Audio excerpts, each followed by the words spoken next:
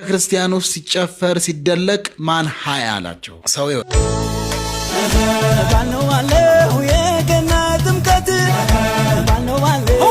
ጥምቀትንማ በጎንደር ነው ይላል። ጎንደር ሄዶ ሊቆርብ ነው።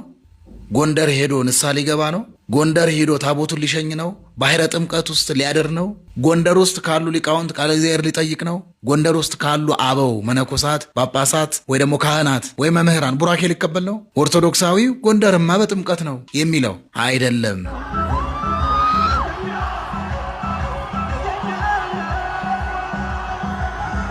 ግን በደንብ መረዳት ያለብን ነገር ምንድነው? ጨፋሪው ማስጨፋሪውም በዓለም ውስጥ ያለው የጭፈራው አውድ አለ አይደል? መድረኩ ሰልክቷቸዋል። እዛ ያለው በዓለማዊ መድረክ በዓለማዊ ስፍራ ያለው ይሄ ስቴጁ ሰልክቷቸው ቤተክርስቲያን ሰፊ አይደለ? አውዱ እያለማመዱ ነው ማለት ነው።